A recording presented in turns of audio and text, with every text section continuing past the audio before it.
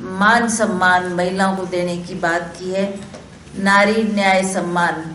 मैं समझती हूँ जैसा अभी आपको बताया गया कि जो महिलाएं चाहे वो एनजीओ के रूप में काम कर रही हैं, चाहे वो अपने बलबूते पे काम कर रही हैं, उनको प्रोत्साहन देना, उनको उनकी पीठ थपथपाना हमारा कर्तव्य है। और हमें खुशी होती कि एक समय में हमने वो महिलाएं देखी जिनमें बहुत हुनर होते हुए भी आगे नहीं बढ़ पाती थी। ना उनको घर से कोई प्रोत्साहन मिलता था, ना उनको आगे कोई मोटिवेट करने वाला मिलता था। पर अब इसमें भी राजीव गांधी जी का बहुत बड़ा योगदान है कि उन्होंने हमारी महिलाओं के लिए जो पंचायती राज में 50% आरक्षण किया, उससे हम देखते हैं कि गांव में बहुत अवेयरनेस आई है। वो महिलाएं जो किसी भी मंच, राजनीतिक मंच में ना आती थी, ना उनको भेजा जाता था, ना वो उसमें कोई उनकी भागीदारी होती थी।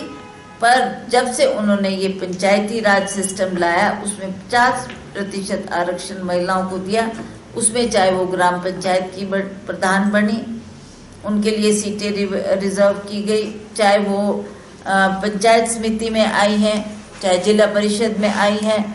ये एक बहुत बड़ा कदम हमारी महिलाओं के लिए था। राजीव गांधी जी की सोच थी और उन्होंने ये कदम उठाया।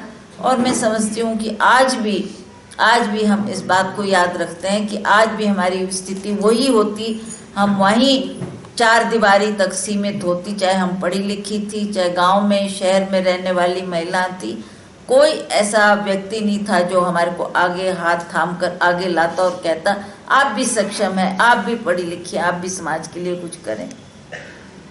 ये राजीव जी थी जिनकी सोच ऐसी थी और उन्होंने ये जो आरक्षण लाया, उसकी वजह से मैं देखती हूँ गाँव में बहुत बदलाव आया, बहुत बदलाव। अब तो वो समय आ गया है जब गांव में आप मीटिंग्स एड्रेस करने जाओ तो उसमें महिलाओं की भागीदारी पुरुषों से ज़्यादा है।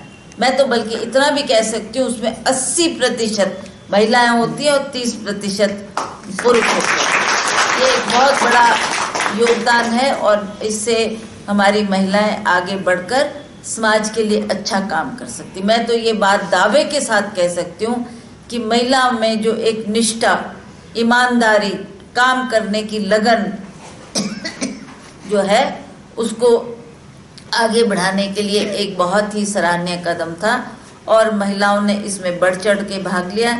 और जैसा आप देख रहे हैं कि कई महिलाएं, अब तो वो ज़माना आ गया जब महिलाएं पढ़ी लिखी है। एक ज़माना था जब महिलाएं 10वीं तक पढ़ती थी, माँ बाप ज़्यादा उनको आगे पढ़ने के लिए मोटिवेट नहीं करते थे।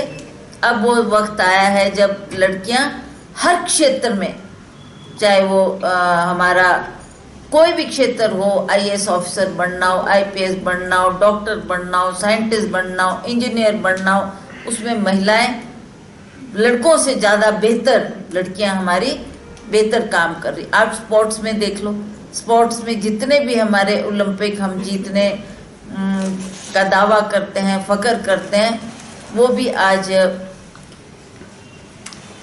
आज महिलाएं उसमें बहुत आगे हैं। और ये बात बहुत खुशी की बात है कि महिलाओं को हर क्षेत्र में अब प्रोत्साहित किया जा रहा है और महिलाएं बढ़ चढ़ कर इसमें भाग ले रही है।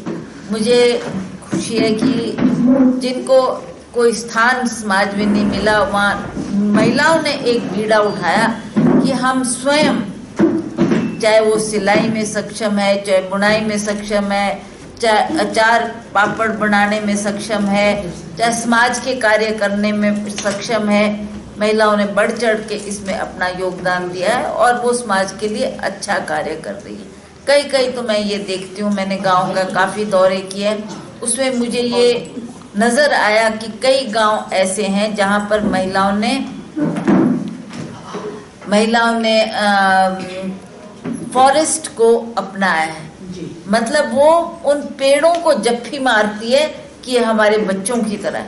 आज वहाँ पर अगर फॉरेस्ट सुरक्षित है तो महिलाओं के योगदान की वजह से। अदरवाइज आप जानते हैं कि आज समाज में किस तरीके की विचारधारा के लोग हैं, किस तरीके से वो ना पेड़ों का संरक्षण करते हैं, ना पर्यावरण का संरक्षण करते हैं, पर महिलाओं ने कई गांव में इसमें पहल की है और महिलाएं बढ़ चढ़ के आगे आई है और उन्होंने उन पेड़ों को बचाया है। जैसा आप समझते हैं कि पहले भी ऐसा आंदोलन एक हुआ था और उसको भी अब महिलाओं ने जारी रखा है। महिलाएं अब कहीं एक टहना भी आपने पेड़ों का काटना, उसको भी काटने नहीं देती। तो ये एक बहुत अच्छी बात है। मैं समझती हूँ आज के युग में जो हम ये परिवर्तन देख रहे हैं, चाहे वो ग्लोबल वार्मिंग आप उसको कह लो, चाहे जो भी ये विनाश पृथ्वी पर हो रहा है, उसमें सबसे बड़ा योगदान ये है कि हम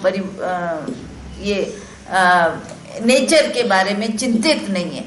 आप देखें, हम चाहते हैं कि हमारी सड़कें चौड़ी हो, हम चाहते हैं कि हमारे को आने जाने की सुविधा बढ़िया हो, हम चाहते हैं कि हमारे जो गांव में सड़कें हैं वो घर घर तक सड़कें पहुंचनी चाहिए।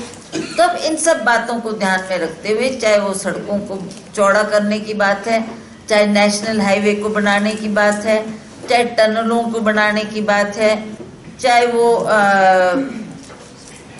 समाज के बेहतरी के लिए जो काम किया जा रहा है, उसमें हम पर्यावरण का ध्यान नहीं रख रहे हैं, नेचर का ध्यान नहीं रख रहे हैं। आप देखो, ये जो हमारा नेशनल हाईवे बन रहे हैं, सड़कें चौड़ी हो रही है, उसमें हजारों की तादाद में पेड़ कट रहे हैं। ये पेड़ ही है जो हमको ऑक्सीजन देते हैं, इन्हीं की वजह से हम सांसें ले पाते हैं और इसी की वजह से हम सुरक्षित महसूस करते हैं। पर हम इनके बारे में कुछ नहीं सोचते।